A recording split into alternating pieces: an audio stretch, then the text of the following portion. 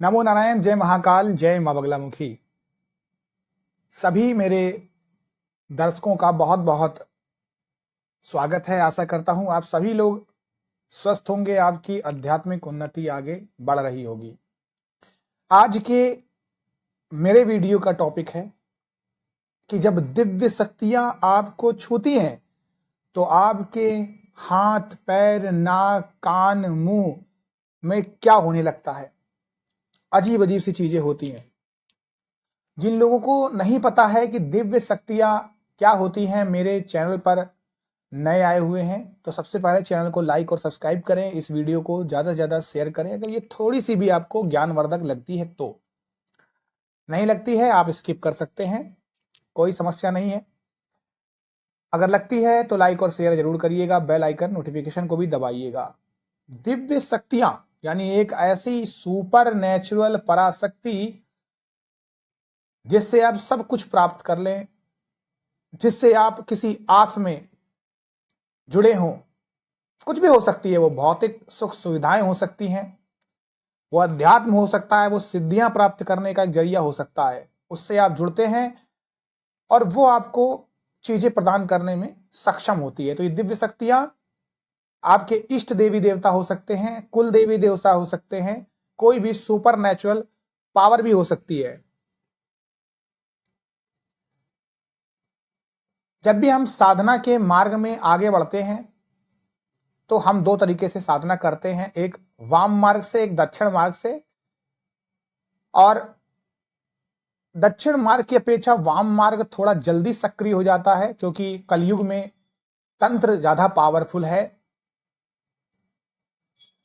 और आप देखेंगे जो साधनाएं और पूजा आप सुबह करते हैं उसकी अपेक्षा रात्रि काल की जो साधनाएं वाम मार्ग की होती हैं वो थोड़ा जल्दी असर करती हैं।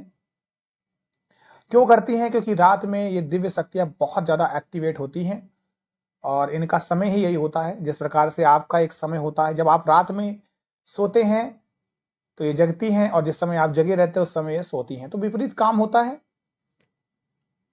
ये दिव्य शक्तियां आपको अपने होने का एहसास कराएंगी जब आप इनके साथ जुड़ेंगे, सच्चे मन से जुड़ेंगे, भक्ति भाव आपका अच्छा होगा तो आपके दिए में कई प्रकार की आकृति बनेंगी। ये पहला संकेत होता है। आपके साथ अजीबोगरीब चीजें होंगी जो आपने पहले कभी महसूस नहीं की होंगी। बहुत सारे ऐसे मेरे वीडियोस बने हुए हैं, उनको आप अगर ध्यान से देखेंगे, सुनेंगे तो भी आपको इन दिव्य शक्तियों का एहसास होगा। आज मैं यहां पर पूजा पाठ की साधारण चीज की बात नहीं कर रहा हूं, नॉर्मल आपने पूजा पाठ की 5-10 मिनट की, ये आपका डेली का रूटीन है। मैं साधना की बात कर रहा हूं। साधना जो बहुत एक उच्च कोटि का अध्यात्म का ज्ञान है, एक उच्च कोटि की अध्यात्म की योग कह सकते हैं, एक मेडिटेशन कह सकते हैं, वो है। इसमें आप निरंतर आगे बढ़ते हैं, निरंतर अपने शरीर को सोने जैसा तपाते हैं और धीरे धीरे उन मंत्रों के अभ्यास के द्वारा आप अपने आप को भी अच्छा बनाते हैं, आसपास को भी अच्छा बनाते हैं और धीरे धीरे आप आगे बढ़ते चले जाते हैं। जब भी आप साधना के उच्च शिखर में पहुंचेंगे, आगे बढ़ते जाएंगे, तब दिव्य शक्तियां आपसे बात करने के लिए, आपके शरीर में आने के लिए सवारी के रूप में उससे पहले बहुत सारी चीजें आपको करवाएंगी, जिसमें से हाथ, पैर, नाक, कान, मुंह को स्पर्श करना भी है। आपके हाथों में एक तरीके का रोमांच भर सकता है जिसे बोलते हैं रोंगटे खड़े हो जाना।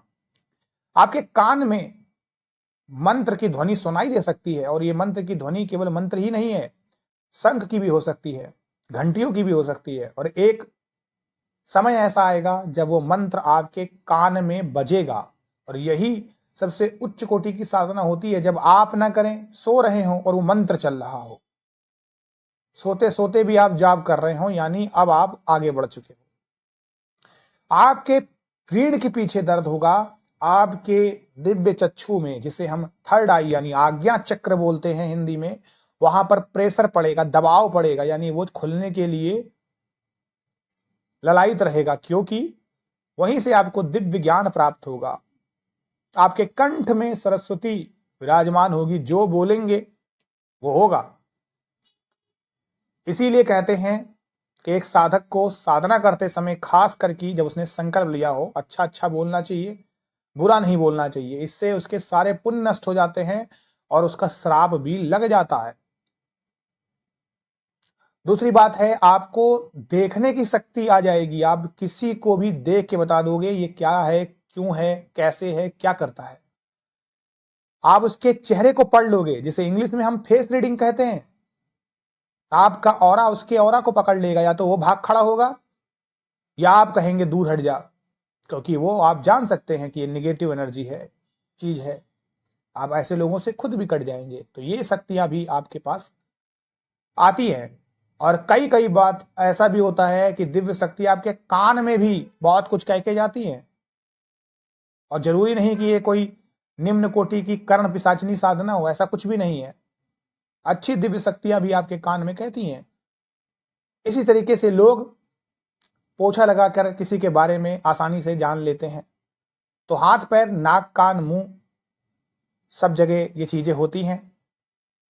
तरह तरह के आपको चीजें देखने को मिलती हैं। इसी तरीके से दिव्य शक्तियां अपना आभास कराती हैं, आपके साथ जुड़ती है। और एक सबसे लास्ट स्टेज आता है जब दिव्य शक्तियों की छाया आपके ऊपर पड़ती है।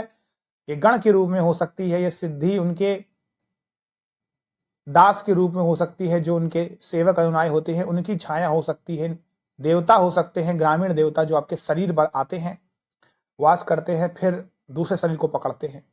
तो इस तरीके से भी बहुत सारी हलचल होती है। और शरीर पर जब देवता आते हैं तो ये एक अच्छी चीज भी है, बुरी भी है, क्योंकि जिसके ऊपर दर्द होता है उससे ही पूछिएगा। और कई कई ऐसे लोग भी होते हैं जो कहते हैं कि ये सवारी हटा दीजिए, मुझे नहीं चाहिए। तो सवारी शब्द देवता की आ रही है, सुनने में बहुत अच्छा लगता है, खुश हो जाते हैं लोग, मेरे ऊपर भी आए। ऐसा कुछ नहीं है। दर्द भी होता है, जिम्मेदारियां भी बहुत ज्यादा होती हैं, और कई कई काम में फिर आपका मन नहीं लगेगा, हर काम में आपका सर फटेगा। बहुत सारी चीजें होंगी जो आपने कभी भी नहीं सोची होंगी। इंग्लिश में इसे कहते हैं park at your on risk. हम अपनी चीजों के लिए खुद ही जिम्मेदार होते हैं। तो सोच समझ के पहले अपने आप को देखें कि आप इस लायक हैं कि नहीं हैं, तब आगे आप साधना के मार्ग में इस तरीके की सिद्धियां पाने के लिए ललायित होइए। नहीं तो आप अपने लिए मांगिए, अपने परिवार के लिए मांगिए, समाज के लिए मांगिए, पूजा पाठ करिए, साधना को बढ़ाइए। साधना कोई बुरी चीज नहीं है, तंत्र भी कभी बुरा नहीं होता है। तंत्र में सोच जो होती है हमारी गंदी, वो बुरी होती है। और जैसी सोच होगी उसी हिसाब से तांत्रिक होगा, और वैसी ही क्रियाएं होंगी, और फिर वैसी ही दुर्गति होती है। मैं आशा करता हूं कि आपको आज का मेरा ये वीडियो पसंद आया होगा। जिन लोगों को पसंद आया है वो लाइक और शेयर जरूर करें। मैं अपने इष्ट श्री हरि नारायण विष्णु से यही कामना करता हूं कि आप सभी लोगों की सभी इच्छाएं पूर्ण हो, सभी लोग खुश रहें, स्वस्थ रहें, और खूब तरक्की करें, खूब सारा धन कमाए, कोई न गरीब रहे। नमो नारायण। जय महाकाल, जय मां बगलामुखी।